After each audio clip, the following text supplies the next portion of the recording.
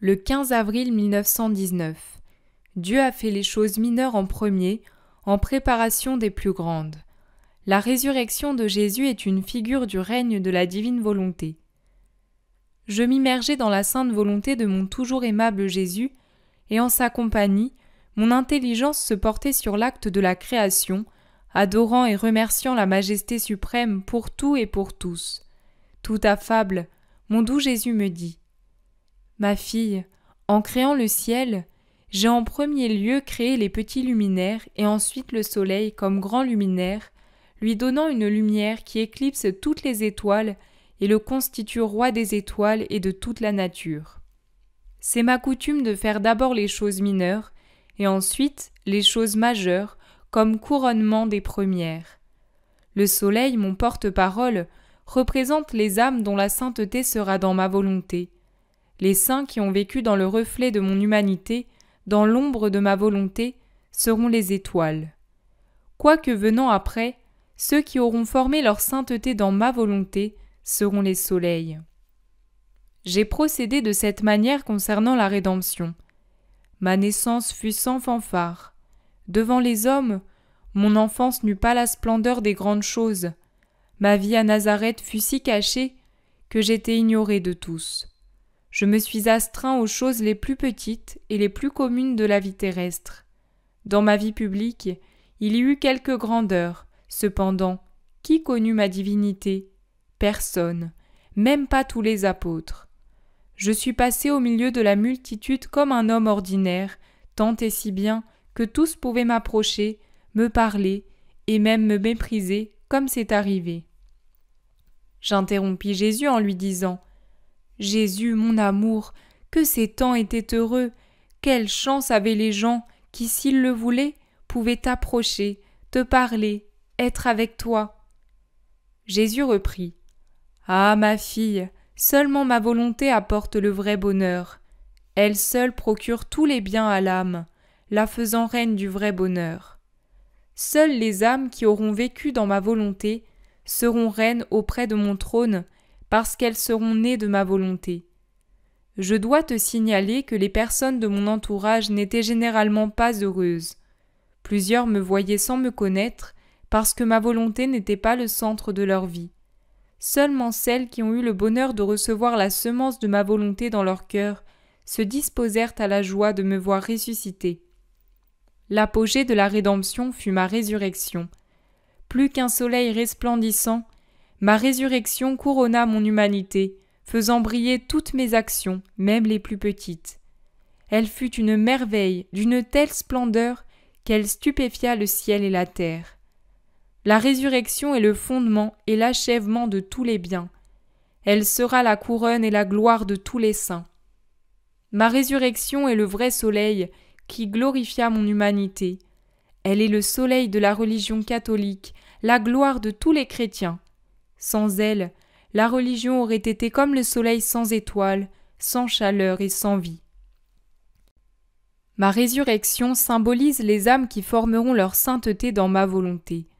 Les saints des siècles passés sont symbolisés par mon humanité. Bien qu'abandonnés à ma volonté, ils n'agissaient pas continuellement en elle, et ainsi, ils n'ont pas reçu l'empreinte du soleil de ma résurrection, mais plutôt celle des œuvres de mon humanité avant la résurrection. Ces saints sont nombreux. Comme des étoiles, ils formeront un bel ornement dans le ciel de mon humanité. Les saints dans ma volonté, symbolisés par mon humanité ressuscitée, seront peu nombreux. Mon humanité avant ma mort a été vue par les foules, mais peu ont vu mon humanité ressuscitée, seulement les croyants les mieux disposés, et je peux le dire, seulement ceux qui possédaient le germe de la vie dans ma volonté. S'ils n'avaient pas eu ce germe, ils auraient manqué de la vision nécessaire pour voir mon humanité glorieuse et ressuscitée, et par suite pour être des spectateurs de mon ascension au ciel. Ma résurrection symbolise les saints vivant dans ma volonté, parce que chaque action, chaque mot, chaque pas, etc., qu'ils font dans ma volonté, est une résurrection divine, une empreinte de gloire, une sortie d'eux-mêmes et une entrée dans la divinité. Pourquoi donc s'étonner si ces âmes deviennent comme ressuscitées et illuminée par le soleil de ma gloire?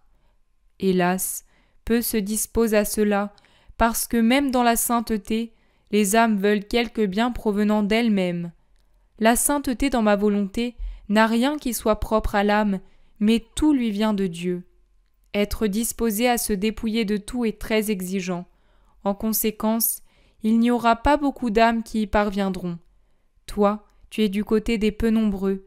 Sois toujours attentive à mes appels et dans un envol continuel. Le 19 avril 1919. La sainte humanité de Jésus a rétabli l'harmonie entre le Créateur et les créatures. Me trouvant dans mon état habituel, j'étais très affligée. Mon toujours aimable Jésus vint, m'embrassa, et entourant mon cou de ses bras me dit « Ma fille, qu'est-ce qui ne va pas? Ton affliction pèse sur mon cœur plus que mon propre chagrin. Pauvre fille, tant de fois tu m'as consolée et tu as pris sur toi mes souffrances. Maintenant, je veux te consoler et prendre sur moi tes souffrances. » Me serrant sur son cœur et me faisant quitter mon corps, il ajouta « Courage, ma fille, et viens dans ma divinité pour mieux voir et comprendre ce qu'a fait mon humanité pour les créatures. Je ne sais pas très bien comment expliquer ce que j'ai compris, il me manque les mots. Je vais dire seulement ce que mon doux Jésus m'a dit. Ma fille, mon humanité fut l'instrument qui rétablit l'harmonie entre le Créateur et les créatures. J'ai fait au nom de chaque créature tout ce qu'elle avait à faire envers son Créateur, sans exclure les âmes perdues, parce que pour chaque chose créée, je devais donner au Père la gloire, l'amour et la satisfaction complète. Certaines âmes en viennent à satisfaire elles-mêmes à leur dette envers le Créateur, quoique cependant, aucune n'en vienne à la satisfaction complète. Ces âmes unissent leur gloire à la mienne, et tout ce qu'elles font se greffe à ma gloire. Les âmes perdues, quant à elles, restent comme des membres desséchés, qui, privés du fluide vital, ne sont pas aptes à accueillir la greffe que j'ai voulue pour elles. Elles ne sont bonnes qu'à brûler dans le feu éternel. C'est ainsi que mon humanité restitua l'harmonie entre le Créateur et les créatures, la scellant de son sang à travers des souffrances inouïes. Le 4 mai 1919. Jésus établit son trône royal sur la terre, dans les âmes de ceux qui vivent dans sa volonté. Je me sentais noyé dans les privations et l'amertume. Seule la volonté de mon Jésus, qui est ma force et ma vie, me permettait de survivre. Pour un bref moment, mon doux Jésus se montra en moi. Il était très affligé et pensif, et tenait son front entre ses mains. Je lui ai dit « Jésus, qu'est-ce qui ne va pas, qui te rend si affligé et pensif ?» Me regardant, il me dit « Ma fille, de l'intérieur de ton cœur, je suis en train de décider du sort du monde. Mon trône sur la terre est situé dans ton cœur. De ce trône, je vois le monde, la folie des créatures, le précipice qu'elles se creusent. Je me sens mis de côté, comme si je n'étais rien pour elles. Ainsi, je suis contraint de leur retirer non seulement la lumière de ma grâce, mais même celle de leur raison naturelle, afin de les confondre et de leur faire toucher du doigt ce qu'est l'homme et ce qu'il est capable de faire. De ton cœur, je vois l'homme ingrat, et je pleure et prie pour lui. Je te veux avec moi pour me consoler et m'accompagner dans mes pleurs, mes prières et mes souffrances. Je lui dis, pauvre Jésus, comme je compatis avec toi. Oh oui, je pleurerai et prierai avec toi. Mais dis-moi, mon amour, comment est-ce possible que mon cœur soit l'emplacement de ton trône sur la terre, alors qu'il y a tant de bonnes âmes en qui tu habites, et que moi, je suis si mauvaise? Jésus reprit, « Je t'ai choisi comme point central, parce que je t'ai appelé à vivre dans ma volonté. Quiconque vit dans ma volonté est capable de me contenir complètement, parce qu'il vit au centre de mon être et que je vis au centre du sien. Je vis dans son être comme si c'était le mien. Par contre, celui qui ne vit pas dans ma volonté ne peut pas tout embrasser de moi. Au mieux, je réside en lui sans y ériger mon trône. Ah, si tous comprenaient le grand bien qu'est vivre dans ma volonté, ils rivaliseraient pour y parvenir. Mais hélas, si peu le comprennent, ils vivent plus en eux-mêmes qu'en moi. Le 8 mai 1919. Jésus souffrit sa passion intérieurement de la part de sa divinité et extérieurement de la part des hommes pour réparer à la fois les péchés intérieurs et les péchés extérieurs de l'homme. Me trouvant dans mon état habituel, je pensais aux souffrances de mon adorable Jésus, spécialement à celles que sa très sainte humanité a subies de la part de sa divinité au cours de sa vie terrestre. Je me suis senti attiré dans le cœur de mon Jésus, et j'ai pris part aux souffrances que sa divinité fit souffrir à son très saint cœur durant le cours de sa vie terrestre. Ces souffrances sont très différentes de celles qu'il souffrit de la part des Juifs pendant sa passion. Ce sont des peines indescriptibles. Pour le peu auquel j'ai participé, je peux dire que j'ai ressenti une souffrance aiguë et amère, accompagnée d'une déchirure du cœur qui me fit véritablement mourir. Mais par un prodige de son amour, Jésus me ramena à la vie. Ensuite, mon doux Jésus me dit « Fille de mes souffrances, sache que les souffrances que les Juifs m'infligèrent ne furent que l'ombre de celles que la divinité me donna. Il en fut ainsi pour que soit donnée à la divinité une satisfaction complète. L'homme qui pêche offense la majesté suprême, non seulement extérieurement, mais aussi intérieurement. Il défigure la partie divine infusée en lui quand il fut créé. Le péché se forme en premier lieu dans son intérieur et ensuite dans son extérieur. Très souvent, c'est la plus petite partie qui est extérieure, la partie majeure se trouvant à l'intérieur. Les créatures étaient incapables de pénétrer dans mon intérieur et de me permettre de satisfaire pour les offenses faites au Père par leurs fautes intérieures. Ces offenses blessent la partie la plus noble de leur être, leur intelligence, leur mémoire et leur volonté, là où est imprimée l'image divine. Qui donc pouvait acquitter cette dette puisque la créature en était incapable ? La divinité elle-même. Pour cela, il fut nécessaire qu'elle se fasse le bourreau amoureux de mon humanité. La divinité voulait que la satisfaction soit complète, tant pour les fautes intérieures des créatures que pour leurs fautes extérieures. Par la passion que les Juifs m'ont fait subir, j'ai pu redonner au Père la gloire extérieure dont les créatures l'avaient privé par leurs fautes extérieures. Par la passion que la divinité m'a fait subir intérieurement tout au long de ma vie terrestre, j'ai satisfait pour les fautes intérieures de l'homme. Les souffrances que j'ai souffertes des mains de la divinité surpassent considérablement celles que les créatures m'ont fait subir.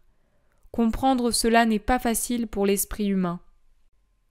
Entre l'intérieur de l'homme et son extérieur, il y a une grande différence. Cependant, la différence est beaucoup plus grande encore entre les souffrances que m'infligea la divinité et celles que les créatures m'ont fait subir le dernier jour de ma vie terrestre.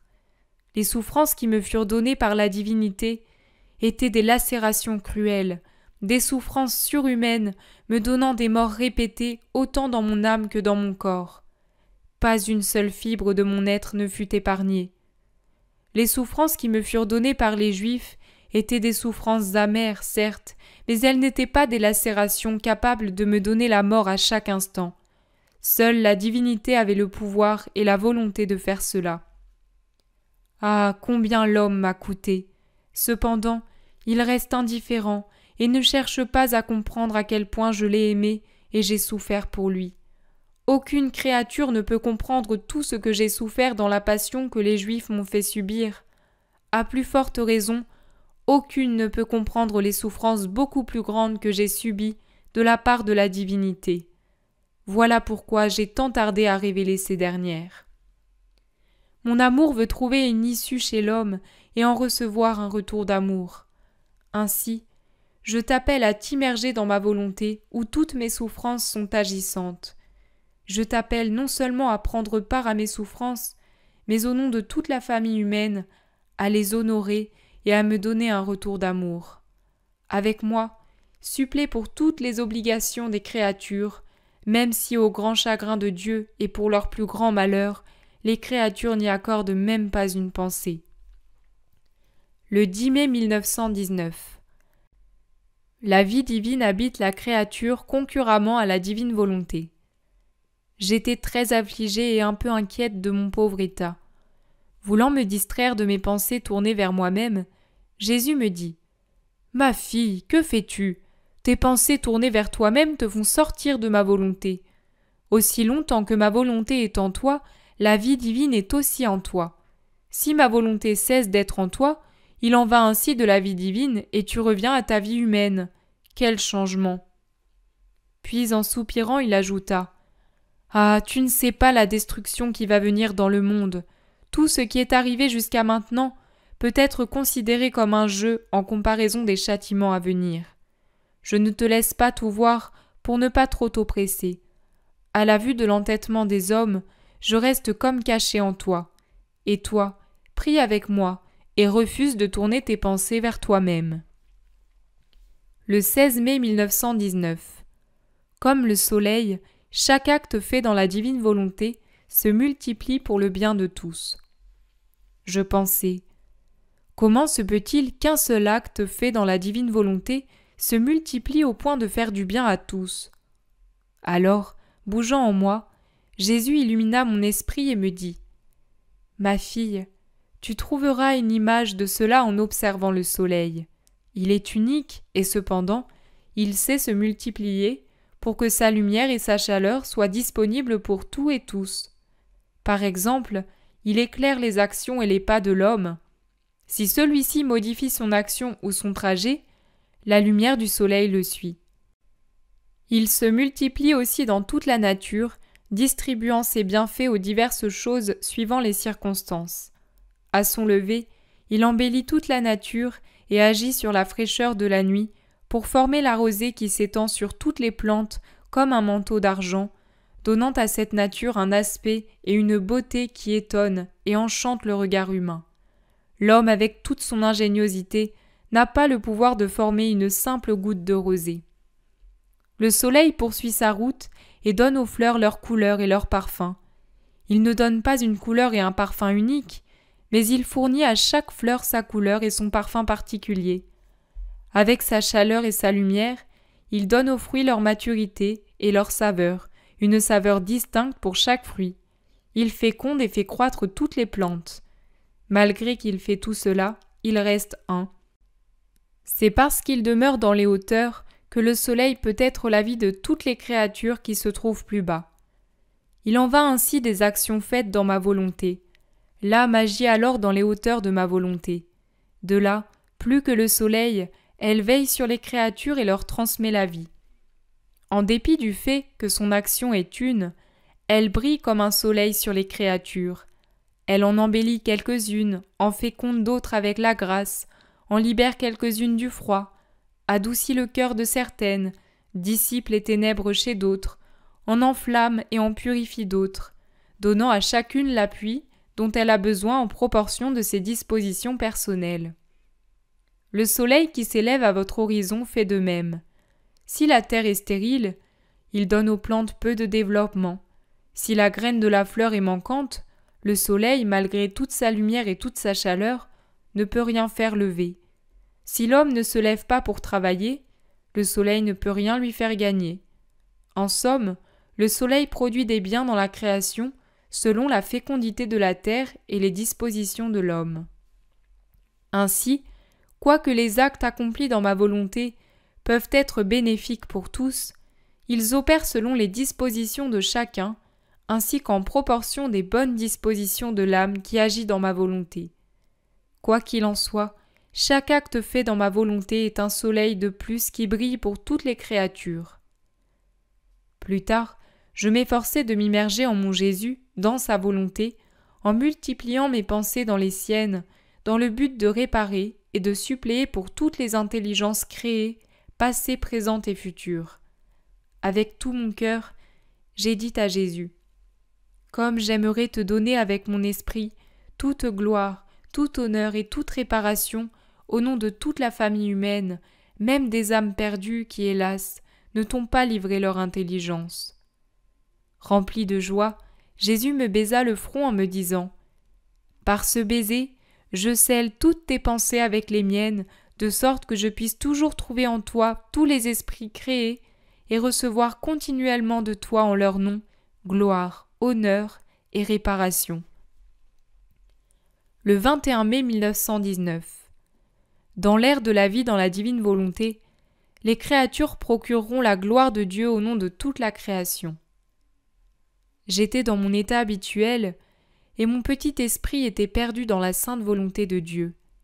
Sans que je sache comment, j'ai compris que l'homme ne donne pas à Dieu la gloire qu'il doit lui donner, et je me sentais très amer à cause de cela. Voulant m'instruire et me consoler, mon doux Jésus me dit à travers une lumière intellectuelle : « Ma fille, toutes mes œuvres doivent être achevées. En conséquence, le dernier jour ne viendra pas avant que j'aie reçu des créatures tout l'honneur et toute la gloire attendue, telle qu'établie à l'origine. Ce que certaines créatures ne me donnent pas, d'autres me le procureront. Chez ces dernières, je doublerai les grâces que les premières avaient rejetées, afin qu'elles soient en mesure de me donner une double portion de gloire et d'amour. À quelques-unes, en accord avec leur disposition, je donnerai les grâces que je donnerai normalement à 10, à d'autres, les grâces que je donnerai à 100, à d'autres, les grâces que je donnerai à 1000, à d'autres, les grâces que je donnerai à une ville, voire à une province, ou même à un royaume tout entier. Et ces créatures m'aimeront et me rendront gloire pour 10, 100, 1000, etc. De cette façon, ma gloire de la part de la création sera complète. Quand je vois qu'en dépit de son bon vouloir, une créature n'arrive pas à faire ce que j'attends d'elle, je l'attire dans ma volonté où elle découvre la vertu de multiplier une simple action autant de fois qu'elle le désire, ce qui lui permet de me donner toute la gloire, tout l'honneur et tout l'amour que les autres créatures se sont abstenues de me donner. C'est ainsi que je suis à préparer l'ère de la vie dans ma volonté. En cette ère se réalisera tout ce que les générations passées n'ont pas fait concernant l'amour, la gloire et l'honneur que la création me doit. Je donnerai aux créatures des grâces inouïes. Et à toi, que j'appelle à vivre dans ma volonté, je suggère la prière suivante. Jésus, je dépose à tes pieds l'adoration et la sujétion de toute la famille humaine. Je dépose dans ton cœur les je t'aime de tous. Je dépose sur tes lèvres mon baiser, pour y sceller les baisers de toutes les créatures de toutes les générations. Je te serre dans mes bras, pour que tu sois serré par les bras de toutes les créatures de toutes les générations. Je veux que te parvienne la gloire de tous les travaux de toutes les créatures. À la suite de cette prière, je ressentirai en toi l'adoration, les je t'aime, les baisers, etc., de toute la famille humaine. Comment alors ne pas te donner l'amour, les baisers et les grâces prévus pour les autres ? Sache, ma fille, que ce que la créature fait sur la terre constitue le capital qu'elle s'accumule pour le ciel. Si elle fait peu, elle aura peu. Si elle fait beaucoup, elle aura beaucoup. Si une créature m'a aimé et glorifié pour 10, elle aura 10 fois plus de contentement et de gloire, et elle sera aimée 10 fois plus par moi. Si une personne m'a aimé et glorifié pour 100 ou pour 1000, elle goûtera le contentement, l'amour et la gloire pour 100 ou pour 1000. C'est ainsi que je donnerai à la création tout ce que j'avais prévu lui donner, et que réciproquement, la création me donnera tout ce que j'avais prévu recevoir d'elle. Par conséquent, ma gloire sera complète. Le 24 mai 1919. Raisons pour lesquelles Louisa est privée de la présence de Jésus. Je me sentais très oppressée et affligée par la privation de mon doux Jésus, et je lui disais de tout mon cœur : Viens, ma vie, sans toi je me sens mourir, pas seulement une fois, mais continuellement. Viens, je n'en peux plus, je n'en peux plus. Mon doux Jésus bougea en moi et me fit percevoir qu'il baisait ardemment mon cœur. Se laissant voir, il me dit : Ma fille, je sens un besoin irrésistible de donner libre cours à mon amour pour toi. Je répliquai immédiatement : Jésus, comme tu me fais souffrir, la privation de toi me tue. Toutes mes autres souffrances ne sont que des sourires et des baisers de toi, mais la privation de toi est une mort impitoyable. Ah, Jésus, Jésus, comme tu as changé. M'interrompant, Jésus me dit « Fille de mon amour, ne peux-tu pas te convaincre que je regarde le monde à travers toi? Et comme j'habite en toi, tu es contrainte de ressentir ce que le monde m'envoie, dureté, obscurité, péché, fureur de ma justice, etc. Par conséquent, plutôt que de fixer ton attention sur la privation de moi, pense à me protéger des maux que les créatures m'envoient et à amoindrir la fureur de ma justice. Je vais rester à l'abri en toi, et les créatures seront moins châtiées. » Le 4 juin 1919. Pour que la rédemption soit complète, Jésus a dû subir l'injustice, la trahison et les moqueries de la part des hommes. Je méditais sur la passion de mon toujours aimable Jésus, en particulier sur l'avalanche de coups de fouet qui s'abattirent sur lui durant sa flagellation. Je me posais la question: lesquelles des souffrances de Jésus furent les plus grandes, celles que la divinité lui donna tout au long de sa vie, ou celles reçues des mains des Juifs à la fin de sa vie terrestre? Par l'illumination de mon intelligence, mon doux Jésus me dit: Ma fille, les souffrances qui m'ont été données par la divinité surpassent de très loin celles qui m'ont été données par les créatures, autant en intensité qu'en nombre et en durée. Et ces souffrances n'étaient pas teintées de haine et d'injustice, mais plutôt accompagnées d'un amour immense et de la complicité des trois personnes divines, pour que mon humanité souffre autant de morts qu'il allait y avoir de créatures à voir la lumière de la création, ces créatures que le Père m'avait confiées avec tant d'amour. Comme en la divinité, l'injustice et la haine n'existent pas, et que cependant, l'homme était gravement souillé par ses fautes et d'autres du genre, je devais être accablé d'injustice, de haine, de moquerie, etc., pour réparer ces fautes. C'est ainsi qu'aux dernières heures de ma vie terrestre, j'ai souffert la passion de la part des créatures, où les injustices, la haine, les moqueries, les vengeances, les humiliations, etc., que les hommes m'ont fait subir, furent si grandes que ma pauvre humanité devint l'opprobre et le rebut de tous, à tel point que je n'avais plus l'air d'un homme, et que mes bourreaux en étaient eux-mêmes horrifiés. En somme, j'ai vécu deux passions distinctes.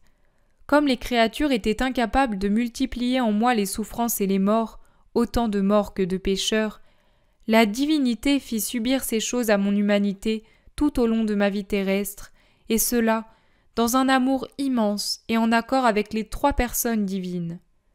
Comme par ailleurs, la divinité était incapable d'injustice, etc., les créatures firent leur part en me faisant souffrir ma passion dans les dernières heures de ma vie terrestre.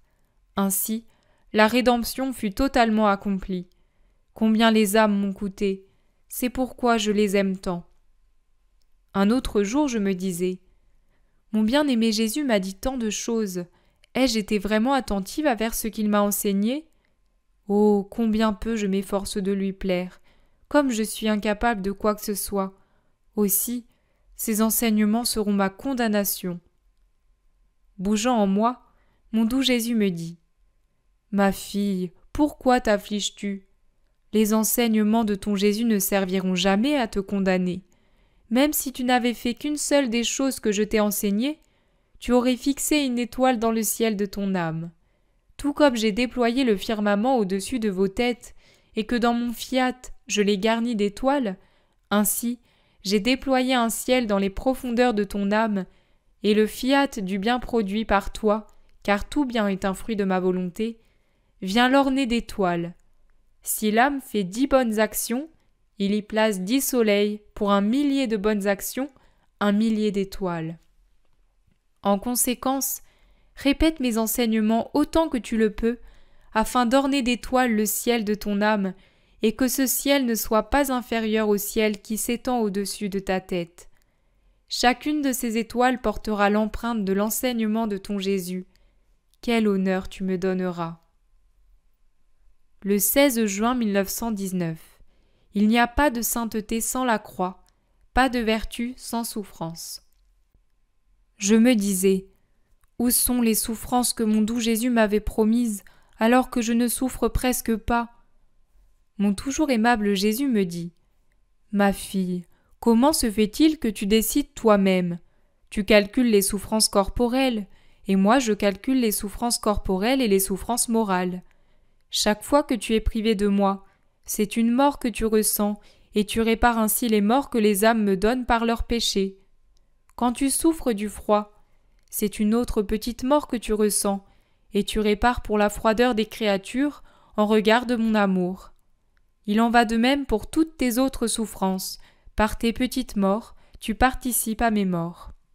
Ne sais-tu pas que lorsque ma justice est contrainte de verser de nouveaux fléaux à cause des péchés des hommes, je suspends tes souffrances? Le mal sera si grand qu'il suscitera l'horreur. Je sais que cela est une souffrance pour toi, mais moi aussi j'ai connu cette souffrance. J'aurais aimé libérer les créatures de toute souffrance, autant dans le temps que dans l'éternité, mais cela ne me fut pas accordé par la sagesse du Père. Ah, ma fille, il n'y a pas de sainteté sans la croix, pas de vertu sans union avec la souffrance. Sache cependant que je te rétribuerai abondamment pour toutes les privations de ma présence dont tu souffres, de même que pour les souffrances que tu aimerais avoir mais que tu n'as pas. Le 27 juin 1919. Les vertus émanant du cœur des créatures se joignent harmonieusement à celles émanant du cœur de Jésus. J'étais dans mon état habituel, et me faisant voir son très saint cœur, Jésus me dit « Ma fille, pour chaque vertu pratiquée par mon cœur, une source en jaillit. Cette source se subdivise en d'innombrables ruisselets qui atteignent le ciel, où ils glorifient dignement le Père au nom de tous. Ils redescendent ensuite vers la terre pour le bien des créatures.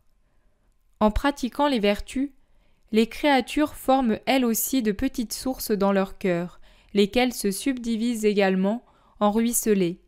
Ceux-ci se joignent aux miens, et fondus ensemble, ils atteignent le ciel où ils glorifient le Père céleste, pour ensuite redescendre sur la terre pour le bien de tous. Une telle harmonie est ainsi formée entre le ciel et la terre, que les anges eux-mêmes sont étonnés de cette vision enchanteresse. Par conséquent, sois attentive en pratiquant les vertus de mon cœur, pour ainsi me permettre d'ouvrir les sources de mes grâces. Le 11 juillet 1919. Les ciels de notre âme. Je vis des jours très amers. Mon aimable Jésus ne se laisse voir que très peu ou pas du tout, ou comme l'éclair. Je me souviens qu'une nuit, il m'a paru exténué. Il portait dans ses bras comme un paquet d'âmes. Me regardant, il me dit « Ah, ma fille, la tuerie qu'ils feront sera telle que seulement ce paquet d'âmes que je tiens sera épargné. À quelle folie les hommes en sont-ils arrivés? Toi, ne te trouble pas. Sois fidèle pendant mon absence, et après la tempête, je te paierai abondamment pour toutes tes privations, redoublant mes visites et mes grâces. » Puis, presque en pleurant, il disparut. Inutile de dire la torture de mon pauvre cœur. Un autre jour, une illumination rapide de mon esprit me fit comprendre que lorsque Jésus béni plaça le ciel au-dessus de nos têtes, il plaça aussi un ciel dans notre âme. En fait, plusieurs ciels. Notre intelligence est un ciel, notre vision est un ciel, notre parler, notre agir, nos désirs, nos affections, notre cœur sont des ciels, avec la différence que le ciel extérieur ne change pas. Les étoiles n'augmentent pas et ne diminuent pas, alors que les ciels de notre intérieur sont sujets à des changements. Si le ciel de notre esprit pense saintement, alors, pendant qu'elle se forme, nos pensées créent des étoiles, des soleils et de très belles comètes. Et quand notre ange les voit, il les prend et les place dans le ciel de notre intelligence. Si le ciel de notre esprit est saint, il en va ainsi de notre regard, de nos paroles, de nos désirs et de nos battements de cœur. Ainsi, nos regards deviennent des étoiles, nos paroles se changent en lumière, nos désirs sont des comètes, nos battements de cœur forment un soleil, chacun de nos sens orne son propre ciel. Par contre, si notre esprit est mauvais, rien de beau n'est formé, plutôt une grande noirceur s'étend et vient obscurcir nos autres ciels. Ainsi, notre regard envoie des éclairs d'impatience, notre parler profère des blasphèmes, nos désirs jettent des éclairs de passion brutale, notre cœur émet une grêle dévastatrice sur les travaux des créatures. Pauvre ciel, ils sont obscurs à faire pitié. Le 6 août 1919. L'abandon de l'âme à Dieu. Valeur des actes faits dans la divine volonté. Je vis des jours très amers. Mon pauvre cœur est paralysé par la souffrance à cause de la privation de celui qui est ma vie et mon tout. Quoique résigné, je ne peux pas m'empêcher de me plaindre à mon doux Jésus quand il passe hâtivement devant moi ou qu'il bouge en moi. Je me souviens qu'un jour, pendant que je me plaignais, il me dit « L'abandon entre mes mains est comme deux torrents qui se rejoignent avec une grande force. Leurs eaux réunies forment des vagues si hautes qu'elles parviennent jusqu'au ciel, ce qui a pour conséquence que leur lit se vide. Le murmure de ces eaux atteignant le ciel est si beau et harmonieux que le ciel se sent honoré et investi d'une nouvelle beauté. Et les saints disent en chœur « Cette harmonie ravissante provient d'une âme qui s'est abandonnée à Dieu. Que c'est beau, que c'est beau !» Un autre jour, il me dit « De quoi as-tu donc peur? Abandonne-toi à moi, et tu seras entouré par moi comme d'un cercle, de telle façon que si les ennemis, les occasions ou les dangers se présentent, ils auront affaire à moi, pas à toi. Je répondrai à ta place. Le vrai abandon à moi résulte en un repos pour l'âme et un travail pour moi. Si l'âme est nerveuse, cela signifie qu'elle n'est pas abandonnée à moi. Pour celle qui veut vivre par elle-même, son agitation est sa juste peine. Elle me fait grand mal et se fait grand préjudice. Un autre jour où je me lamentais avec plus de force, mon aimable Jésus me dit avec une grande bonté « Ma fille, calme-toi. Ce que tu vis est en vue des nouveaux châtiments qui viennent. Lis bien ce que je t'ai fait écrire, et tu trouveras que les châtiments ne sont pas tous arrivés. Beaucoup d'autres villes seront détruites. Les nations continueront à s'opposer l'une à l'autre. Qu'en sera-t-il de l'Italie? Ces nations amies deviendront ses plus féroces ennemis. Patience donc, ma fille. Quand tout sera prêt pour rappeler l'homme à l'ordre, je viendrai à toi comme auparavant, et nous pleurerons et prierons ensemble pour l'homme ingrat. Quant à toi, ne quitte jamais ma volonté. Puisque ma volonté est éternelle, tout ce qui est fait en elle acquiert une valeur éternelle et infinie. C'est comme une monnaie qui prend sans cesse de la valeur et ne s'écroule jamais. Les plus petites actions faites dans ma volonté s'inscrivent dans le ciel en caractère indélébile en se disant « Nous sommes des actions éternelles parce qu'une volonté éternelle nous a formés. » C'est comme si de l'or liquide avait été versé dans un vase d'argile et qu'à partir de cet or, un orfèvre fabriquait des objets en or. Pourrait-on dire que cet or n'est pas de l'or parce qu'il a été versé dans un vase d'argile? Certainement pas. De l'or est toujours de l'or, quel que soit le contenant dans lequel il se trouve. Dans cet exemple, le vase d'argile représente l'âme et l'or ma volonté. Les actions de la créature agissant dans ma volonté lient ma volonté à la sienne et les deux se liquéfient ensemble. À l'aide de ce liquide, moi, l'orfèvre divin, je transforme les actes de l'âme en or éternel, de telle façon que je puisse dire que ces actes sont miens, et que également l'âme puisse dire qu'ils sont siens. Le 3 septembre 1919. Savoir se fondre en Jésus afin de pouvoir faire toutes les réparations requises. Je me plaignais à mon doux Jésus de mon pauvre état, et aussi du fait que je suis un être inutile et incapable de faire le bien. Et je me demandais quel est le but de ma vie. Mon aimable Jésus me dit « Ma fille, le but de ta vie est une chose qui relève de moi et non pas de toi. Sache cependant que le simple fait de te fondre en moi plusieurs fois par jour est de nature à maintenir l'équilibre concernant les réparations requises à l'égard de la divinité. En effet, seulement la personne qui sait se fondre en moi et me prendre comme principe de toutes ses actions peut, au nom de chacun et de chaque chose, maintenir l'équilibre concernant la gloire du Père et toutes les réparations requises. Cela te semble-t-il banal? Ne ressens-tu pas que tu ne peux pas t'arrêter de le faire et que je ne te laisse pas tant que tu ne t'es pas substitué à chacun de mes membres pour présenter en leur nom les réparations voulues? Essaie de réparer pour tous autant que tu le peux. Si tu savais tout le bien que le monde reçoit, quand une âme, sans une ombre d'intérêt personnel et seulement par amour pour moi, s'élève entre le ciel et la terre et, unie à moi, fait les réparations nécessaires au nom de tous. Le 13 septembre 1919. L'âme doit mourir à sa propre vie pour pouvoir vivre de la vie même de Jésus. Mon amertume augmentait, et je me plaignais à mon toujours aimable Jésus en lui disant « Pitié, mon amour, pitié! Ne vois-tu pas à quel point je suis anéanti? Je me sens comme si je n'avais plus de vie, ni de désir, ni d'affection, ni d'amour. Tout dans mon intérieur est comme mort. Ah, Jésus, où sont en moi les fruits de tous tes enseignements ?» Pendant que je disais cela, j'ai senti Jésus tout près de moi, qui m'attachait et me rattachait avec de fortes chaînes. Il me dit « Ma fille, le signe le plus sûr que mes enseignements ont produit du fruit en toi est que tu ne sens plus rien de toi-même. La vie dans ma volonté ne consiste-t-elle pas à se dissoudre en moi? Pourquoi cherches-tu donc tes désirs, tes affections, etc., si tu les as dissous dans ma volonté? Ma volonté est immense et ça demande trop d'efforts pour la cerner. Pour vivre en moi, il vaut mieux ne plus vivre de sa propre vie. Autrement, on montre qu'on n'est pas heureux de vivre de ma vie et d'être complètement dissous en moi. Le 26 septembre 1919. Ce qu'entraîne l'état de victime. Je me plaignais beaucoup auprès de mon aimable Jésus. Il me dit « Ma fille, l'âme victime est exposée à recevoir tous les coups de la justice divine et à ressentir les souffrances des autres.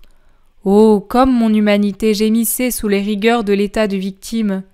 Conséquemment à ton état de privation, tu peux déduire comment les créatures se comportent par rapport à moi et comment la justice divine se prépare à les punir par de terribles fléaux. L'homme a atteint l'état de la folie totale et avec les insensés, les plus durs coups de fouet sont nécessaires. Quant à toi, ne change rien. Tu verras ce que Jésus fera pour toi. » Le 8 octobre 1919. Fruit de la confiance en Jésus. Poursuivant dans mon état habituel de souffrance et de privation, je passais mon temps avec mon doux Jésus, complètement abandonnée à lui et presque silencieuse, comme un petit enfant. Se montrant en mon intérieur, il me dit « Ma fille, la confiance en moi est comme un nuage de lumière dans lequel l'âme reste si bien enveloppée que toute crainte, tout doute et toute faiblesse ont disparu. Cette confiance remplit l'âme d'un pur amour et la rend si osée qu'elle s'attache à mon sein et s'abreuve de mon lait. Elle ne veut plus d'autre nourriture. Si rien ne vient de mon sein, ce que je permets pour que la confiance augmente au maximum, l'âme ne se décourage pas. Au contraire, elle s'acharne, frappe sa tête contre ma poitrine alors que je souris intérieurement et la laisse faire. L'âme confiante est mon sourire et mon amusement. Celui qui a confiance en moi m'aime et croit que je suis riche, puissant et grand. Par contre, celui qui n'a pas confiance en moi ne m'aime pas vraiment. Il me déshonore et croit que je suis pauvre, faible et petit. Quel affront il me fait. Le 15 octobre 1919. La vie dans la divine volonté met l'âme en sécurité. Poursuivant dans mon état habituel, je pensais « Comment cela se fait-il ? Je suis si mauvaise, si bonne à rien. La privation de mon Jésus m'a réduite à un tel état que si on pouvait le voir, il ferait pleurer même une pierre. Et par-dessus le marché, aucun doute, aucune peur du jugement ou de l'enfer en moi. Dans quel état horrifiant je me trouve !» Pendant que j'entretenais de telles pensées, mon aimable Jésus bougea en moi et me dit « Ma fille, dès que l'âme décide de vivre dans ma volonté, tout doute et toute peur disparaissent. Cette âme ressemble à la fille d'un roi, qui alors que de nombreuses personnes lui disent qu'elle n'est pas la fille du roi, elle ne prête aucune attention à ses propos, et au contraire, elle dit à tous fièrement « Il est inutile d'essayer de semer le doute et la peur en moi. Je suis vraiment la fille du roi, le roi est mon père, je vis avec lui, et son royaume est à moi. » Parmi tous les bienfaits que procure à l'âme la vie dans ma volonté, il y a celui de la sécurité. Comme l'âme fait sien tout ce qui est mien, comment peut-elle craindre pour ses possessions? Ainsi, la crainte, le doute et la peur de l'enfer sont absents. Il ne trouve ni la clé, ni la porte, ni le chemin pour entrer dans cette âme. Quand l'âme entre dans la divine volonté, elle se dépouille d'elle-même, et je la revêts de moi-même et d'habits royaux, lesquels sont pour elle le sceau qu'elle est ma fille, et que mon royaume est à elle autant qu'à moi. De plus, défendant nos droits, elle participe au jugement et aux condamnations des autres. Pourquoi donc aller à la pêche aux peurs? Le 3 novembre 1919. Les souffrances de Louisa reproduisent celles que la très sainte humanité de Jésus vécut en tant que victime. Je pensais à mon pauvre état. Les souffrances de la privation de Jésus me paralysaient, mais je restais calme et tout abandonné à mon doux Jésus. Le ciel semblait fermé pour moi. Quant à la terre, ça faisait très longtemps que j'avais perdu le contact avec elle. Et puisqu'elle était inexistante pour moi, comment aurais-je pu espérer de l'aide? Ainsi, je n'avais même pas l'espérance d'avoir de l'aide des gens de ce pauvre monde. Si je n'avais pas eu la douce espérance en mon Jésus, ma vie, mon tout, mon unique soutien, je ne sais pas ce que j'aurais fait.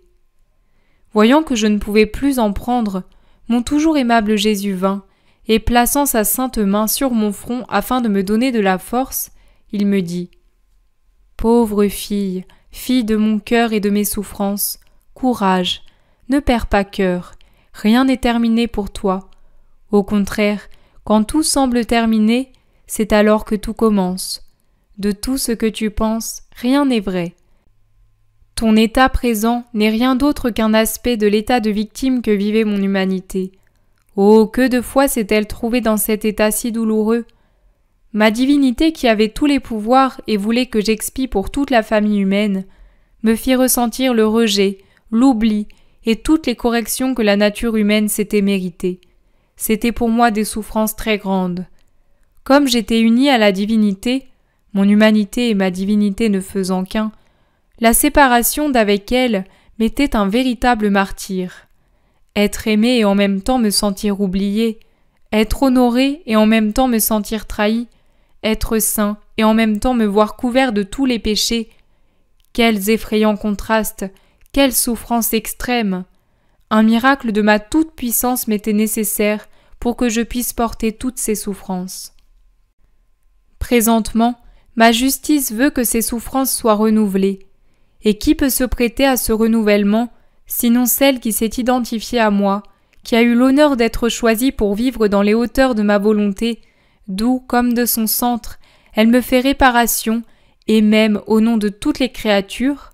C'est ainsi qu'elle ressent l'oubli, le rejet et la séparation d'avec celui qui est toute sa vie. Ce sont là des souffrances que seulement ton Jésus peut évaluer. Aussi, calme-toi. Cet état va finir pour que tu passes à d'autres étapes de mon humanité. Quand tu te sens incapable d'en prendre plus, abandonne-toi encore plus à moi, et tu sentiras ton Jésus prier, souffrir et réparer, alors que toi, tu l'observeras. Je serai l'acteur et toi la spectatrice. Quand tu seras restauré, tu reprendras le rôle d'actrice et je serai le spectateur. Il y aura ainsi alternance entre nous deux. Le 6 décembre 1919. Dans la divine volonté, l'âme peut donner à Dieu l'amour que les réprouvés lui refusent. Dieu créa l'homme libre avec la capacité de faire tout le bien qu'il veut. Je ne me sens pas la force d'écrire ce qu'on me demande. Je ne dirai que quelques mots de ce que je n'avais même pas pensé de mettre sur papier et que mon doux Jésus m'a remémoré. Un soir, j'adorai mon Jésus crucifié en lui disant « Mon amour, dans ta volonté et au nom de toute la famille humaine, je t'adore, je te serre dans mes bras et je répare. Je donne tes plaies et ton sang à tous, afin que tous soient sauvés. Et comme les âmes perdues ne peuvent plus profiter de ton sang très précieux et t'aimer, je le fais à leur place. Je veux qu'en aucune manière ton amour ne soit fraudé par les créatures.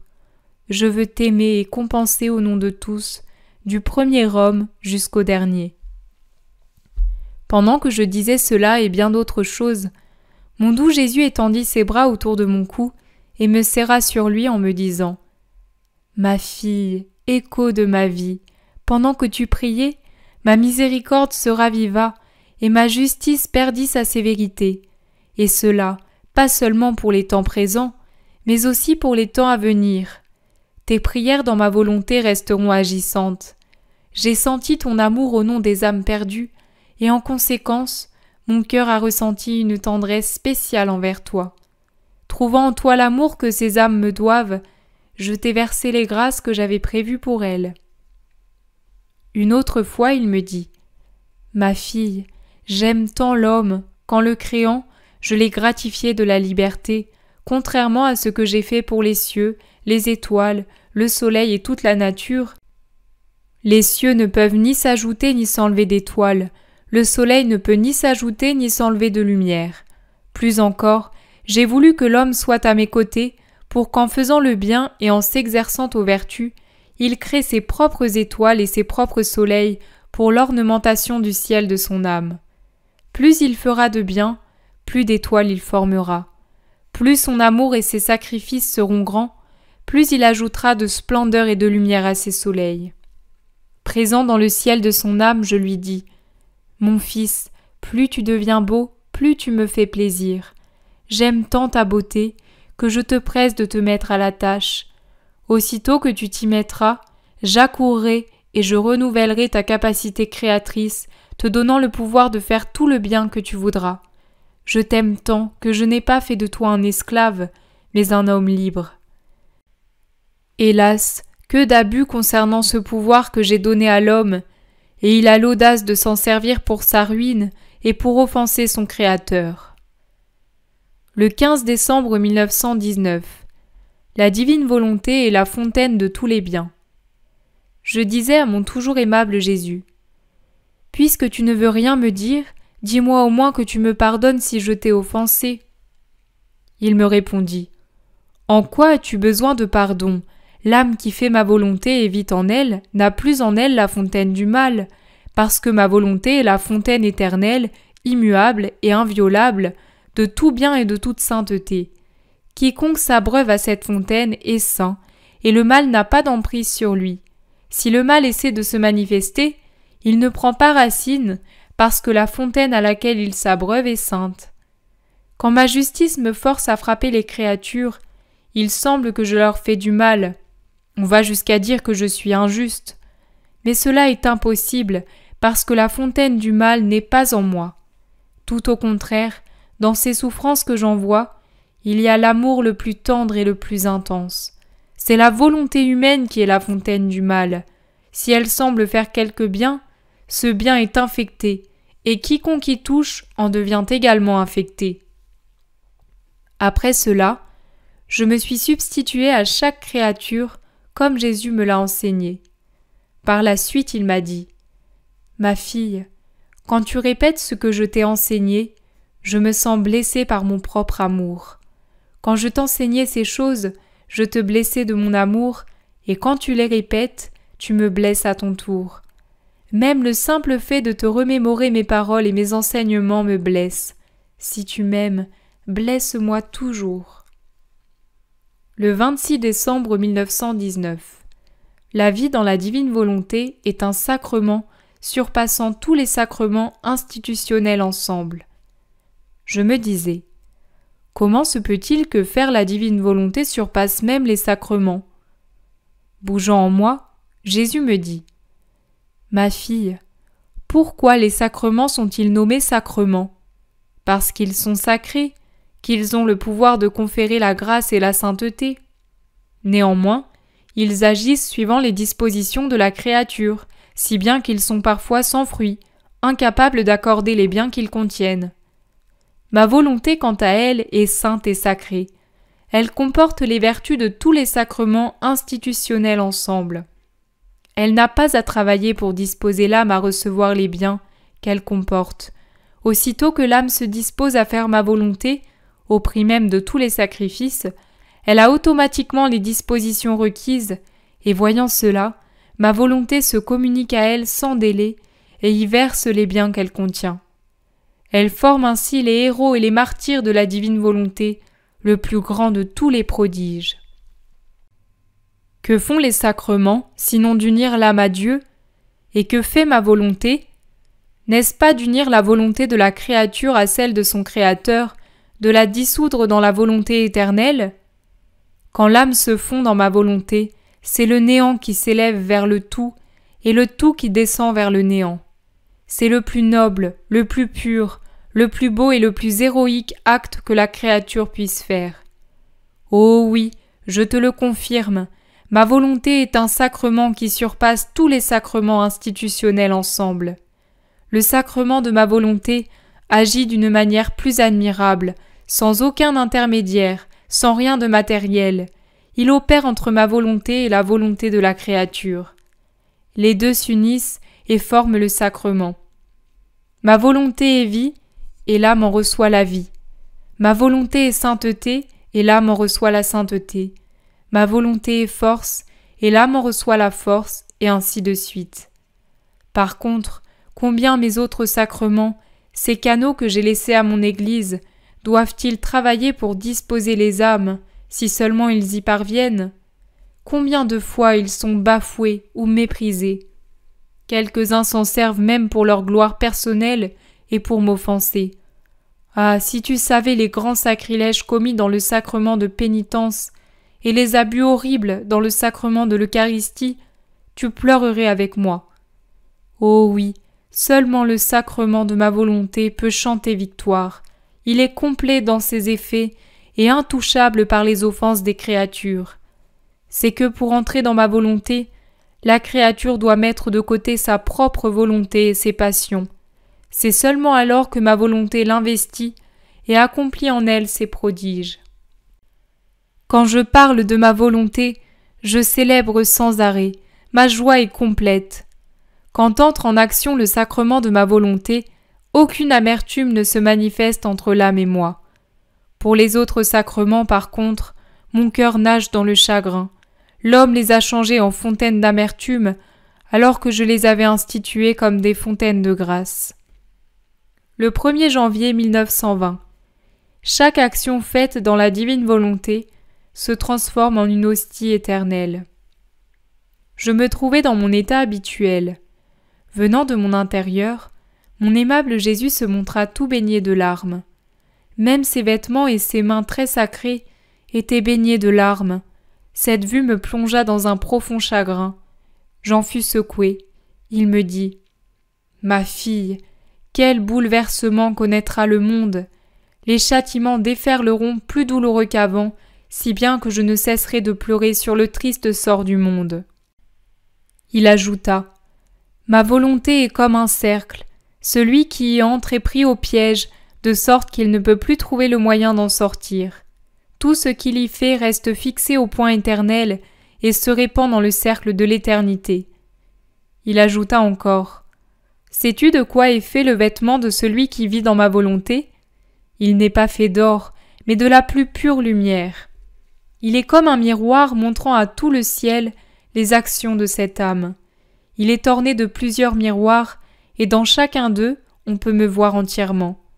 Ainsi, de partout où on regarde l'âme, de l'arrière, de l'avant, du côté gauche ou du côté droit, on me voit multiplier autant de fois que l'âme a fait d'action dans ma volonté. Je ne pourrais pas donner un plus beau vêtement à cette âme. Ce vêtement est la distinction exclusive des âmes vivant dans ma volonté. » Ces paroles me laissèrent un peu perplexe. Jésus ajouta « Pourquoi doutes-tu? La même chose ne se produit-elle pas concernant les hosties sacramentelles? S'il y a 1 millier d'hosties, il y aura 1 millier de Jésus qui se communiqueront à 1 millier d'âmes. S'il y a 100 d'hosties, il n'y a qu'1 100 de Jésus qui ne se donneront qu'à 100 d'âmes.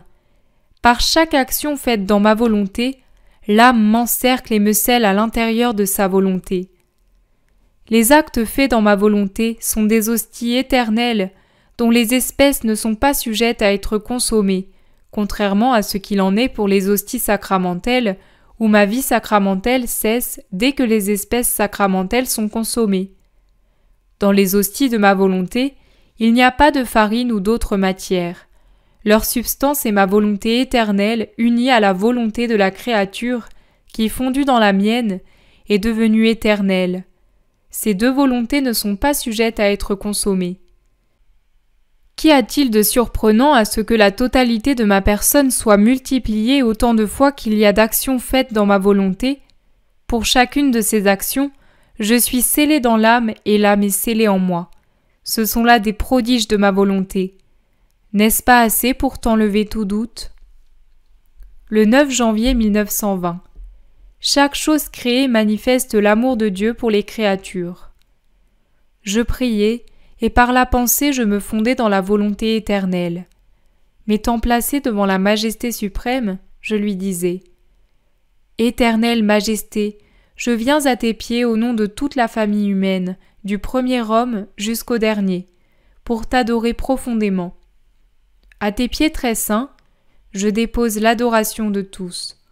Au nom de tous, je te reconnais comme le Créateur et le Souverain de tous. Je t'aime pour tous.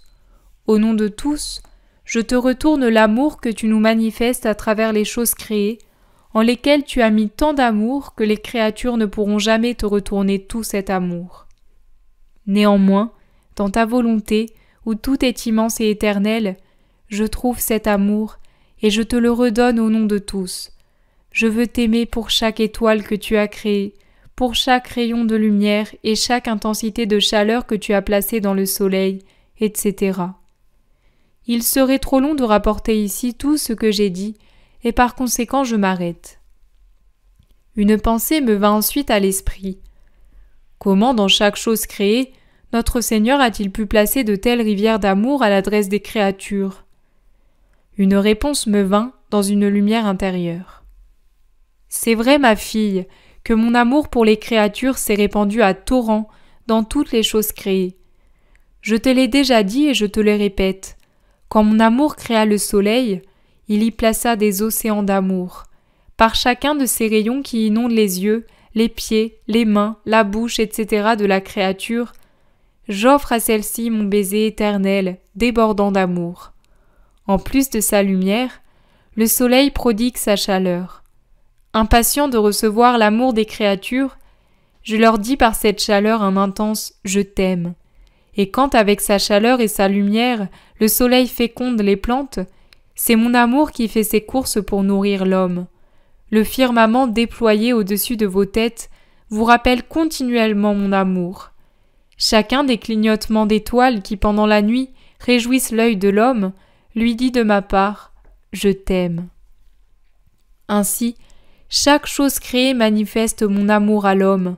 S'il n'en était pas ainsi, la création n'aurait aucun but, ce qui serait une absurdité, puisque je ne fais jamais rien sans but. Tout a été fait pour l'homme. Hélas, il ne le reconnaît pas, et il est devenu une source de chagrin pour moi. Ma fille, si tu veux adoucir ma souffrance, viens souvent dans ma volonté et prodigue-moi de l'adoration, de l'amour, de la gratitude et des remerciements au nom de toute la créature. Le 15 janvier 1920. Quiconque veut aimer, réparer et se substituer à tous doit vivre dans la divine volonté. Je me fondais totalement dans la divine volonté avec l'intention de me substituer à chaque créature pour présenter en son nom tout ce qu'elle doit offrir à la majesté suprême. Pendant que je faisais ainsi, je me disais « Où puis-je trouver assez d'amour pour le donner à mon doux Jésus au nom de tous ?» Jésus me dit intérieurement « Ma fille, dans ma volonté, tu trouveras en surabondance l'amour nécessaire pour remplacer celui que toutes les créatures me doivent, car quiconque entre dans ma volonté y trouve des sources impétueuses où l'on peut puiser tant que l'on veut sans jamais les épuiser le moindrement. Il y a la fontaine de l'amour qui impétueusement jette ses vagues. Plus on y puise, plus elle augmente son débit. Il y a la source de la beauté qui ne s'affadit jamais. Elle émet des beautés toujours nouvelles. Il y a aussi les fontaines de la sagesse, du bonheur, de la bonté, de la puissance, de la miséricorde, de la justice et de tous mes autres attributs. Chaque fontaine déborde chez ses voisines. Par exemple, la fontaine de l'amour remplit d'amour la beauté, la sagesse, la puissance, etc. La fontaine de la beauté donne de la beauté à l'amour, à la sagesse, à la puissance, etc. Tout cela s'accomplit avec une telle intensité que tout le ciel en est ravi. Ces diverses fontaines présentent une telle harmonie, créent une telle joie et offrent un tel spectacle que tous les bienheureux en sont enchantés et ne veulent plus s'en détacher. Ainsi, ma fille, pour quiconque veut, au nom de tous, aimer, réparer et se substituer à tous, il est absolument nécessaire qu'il vive dans ma volonté, de laquelle tout jaillit, où les choses se multiplient autant de fois que l'on veut et sont marquées de l'empreinte divine. Cette empreinte forme les fontaines dont les vagues s'élèvent au point de tout inonder et de faire du bien à tous. Par conséquent, reste toujours dans ma volonté, c'est là que je t'attends, là que je te veux.